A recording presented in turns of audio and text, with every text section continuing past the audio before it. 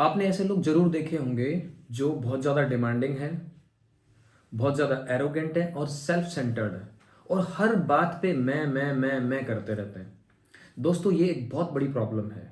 और अगर किसी की लाइफ में ऐसा कोई व्यक्ति है, चाहे वो पार्टनर है, चाहे फ्रेंड है, चाहे पेरेंट्स हैं, तो आपकी लाइफ का नरक बनना तय है।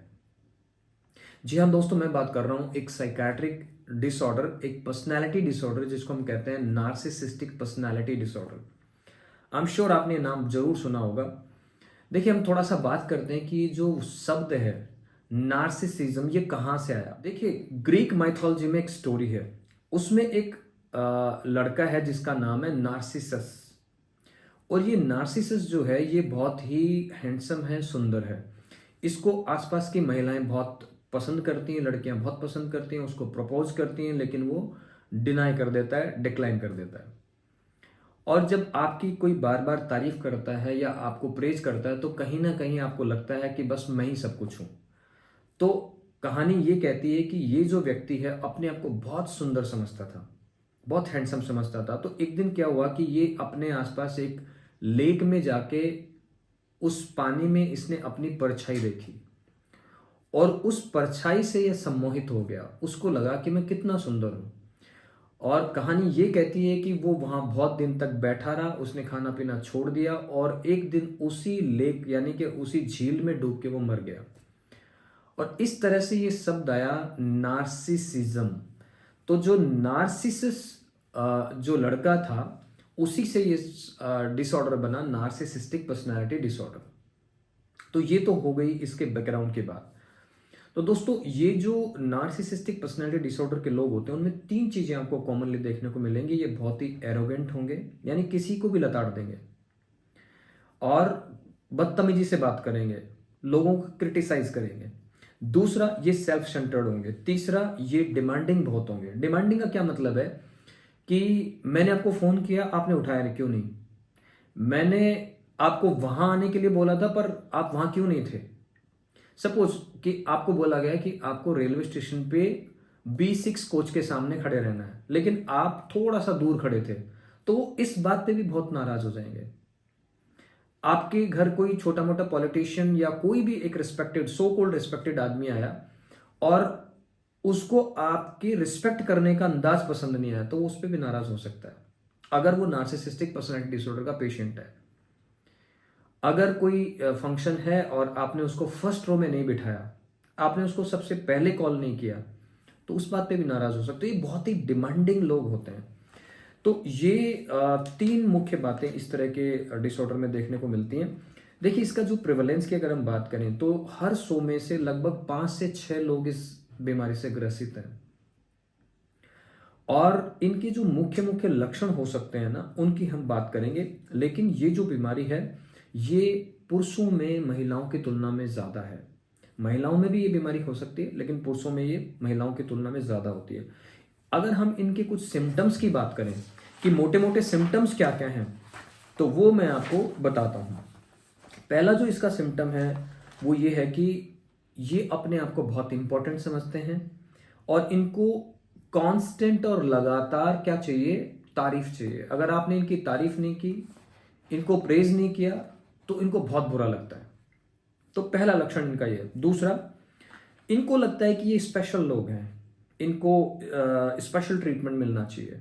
जैसा मैंने अभी बताया कि अगर ये आपके घर आए हैं या किसी फंक्शन में आए हैं तो इनको फर्स्ट रो में बिठाइए, अच्छी जगह बिठाइए, इनका अच्छे से रिस्पेक्ट करिए, इनको खाने पीने के लिए पूछिए, अच्छे से स्वागत करिए। नहीं तो ये बहुत नाराज हो जाते हैं, क्योंकि इनकी जो बेसिकली होता है कि इनकी जो सेल्फ एस्टीम है वो बहुत ही वीक होती है, बहुत ही फ्रेजाइल होती है।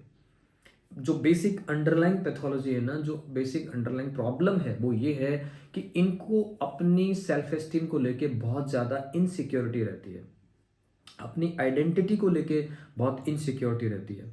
इस तरह से इनका इस तरह का बिहेवियर आता है। तीसरा जो पॉइंट है वो ये है कि इनको लगता है कि ये सबसे सुपीरियर है, मतलब बाकी सबको ये इन्फीरियर मानते हैं। अगर ये कहीं पहुंच गए तो ये ही सेंटर ऑफ अट्रैक्शन रहेंगे और सब लोग इन्हीं की बात करें, इन्हीं की चर्चा करें, इनके आगे पीछे घूमते रहें। तो ये एक इंपॉर्टेंट पॉइंट है। अच्छा, एक और जो पॉइंट है वो ये है कि ये अपनी जो सफलताएं हैं या इन्होंने कोई अचीवमेंट किया है, तो जितना बड़ा वो अचीवमेंट है उससे बड़ा चढ़ा के बताते हैं। जैसे आपने कई बार देखा होगा कि अगर किसी बच्चे के फर्स्ट रैंक आ गई या वो किसी एग्जाम में सेलेक्ट हो गया तो लोग हाथी भी बिठा के जुलूस निकाल रहे हैं। तो इस तरह के ट्रेड्स इनमें मिल सकते हैं कि अपनी छोटी सी सफलता को वो बहुत बढ़ा चढ़ा के और बड़ी बड़ी बातें करेंगे कि मैंने तो बहुत ही बड़ा काम कर दिया है। तो इसके अलावा और क्या होता है, इनका एक फैंटेसी वर्ल्ड भी होता है। फैंटेसी वर्ल्ड का मतलब इनको लगता है कि मैं आगे जाके बहुत बड़ा काम करने वाला हूँ या मैं बहुत बड़ा बिजनेसमैन बनने वाला हूँ। अगर कोई महिला लड़की है तो उसको लगेगा कि मैं तो बहुत ही ज़्यादा सुंदर हूँ और मैं आने वाले टाइम में कुछ बड़ा अचीव करूंगी इस फील्ड में या जिस भी फील्ड में वो है। तो इस तरह से इनकी एक फैंटेसी वर्ल्ड भी होता है जिसमें ये हमेशा खोए रहते हैं। दूसरा, ये क्रिटिकल होते हैं दूसरों के लिए, यानी कि दूसरों को नीचा दिखाने की कोशिश करते हैं ताकि ये खुद बेटर फील कर सकें। दूसरा, ये लोग क्या करते हैं कि चीटिंग करते हैं, झूठ बोलते हैं और दूसरों का फायदा उठाते हैं। जैसा मैंने शुरू में बताया कि ये बहुत सेल्फ सेंटर्ड होते हैं। इसी तरह से ये दूसरों की ज़रूरतें और दूसरों की जो फीलिंग्स हैं उनकी कदर नहीं करते। उनको ये समझ ही नहीं आता कि दूसरों की भी ज़रूरतें हैं, दूसरे भी हर्ट हो सकते हैं, दूसरों की भी फीलिंग्स और इमोशंस है, ये उनकी कदर नहीं करते हैं।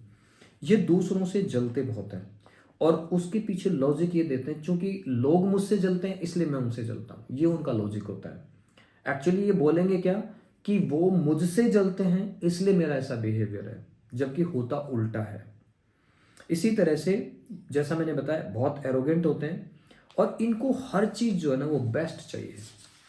वो आपने एक बात सुनी होगी ना, भोकाल वाली बात, बड़ी बड़ी गाड़ियों में घूमना, बड़े बड़े घर बना लेना और बड़ा सा हर चीज़ को करना। जैसे अगर उन्होंने कोई फंक्शन भी किया है तो बहुत बड़ा चढ़ा के फंक्शन करेंगे, भले ही उसके लिए फिर उनको कुछ भी करना पड़े।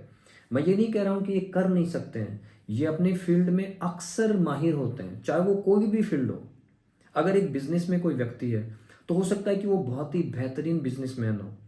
और कई बार लोग कंफ्यूज ऐसे हो जाते हैं कि यार ये तो सक्सेसफुल बिजनेसमैन है, सक्सेसफुल पॉलिटिशियन है, तो ये अपनी तारीफ कर रहा है तो इसमें कौन सी बुरी बात है। लेकिन वो जो कॉन्फिडेंस शो करता है और वो जो तारीफ करता है वो कंप्लीटली इनएप्रोप्रिएट होती है।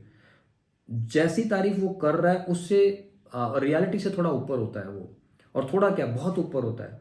तो कई बार लोग कंफ्यूज भी होते हैं कि यार ये तो नंबर वन आदमी है तो अपनी तारीफ तो करेगा ही, लेकिन जो सच में नंबर वन है आप उनको देखना, वो कभी अपने मुंह से तारीफ नहीं करते। एग्जाम्पल बहुत सारे हैं। एग्जाम्पल के लिए रतन टाटा, आपने कभी नहीं सुना होगा कि हम तो भोकाल ना देंगे, ऐसा कभी नहीं सुना होगा। तो ये जो लोग हैं नार्सिसिस्टिक पर्सनैलिटी डिसऑर्डर के लोग, ये सो कॉल्ड भोकाल वाले लोग होते हैं। तो एक और इनमें जो बहुत ही इंपॉर्टेंट सिम्टम मिलता है वो है गैस लाइटिंग। गैस लाइटिंग पे हम दोस्तों एक पूरा सेपरेट वीडियो बनाएंगे, लेकिन मैं शॉर्ट में बता देता हूँ। गैस लाइटिंग का मतलब ये है कि सामने वाले पर क्रिटिकल कमेंट कर करके उसको इतना इंफीरियर साबित कर देना या फिर अपने ऊपर इतना डाउट पैदा कर देना उस व्यक्ति के अंदर कि वो अपने आप को या तो बेवकूफ़ समझने लगता है या फिर वो अपनी रियलिटी से ही दूर हो जाता है। उसको लगता है कि यार मैं मतलब कोई काम ठीक से कर भी सकता हूँ कि नहीं।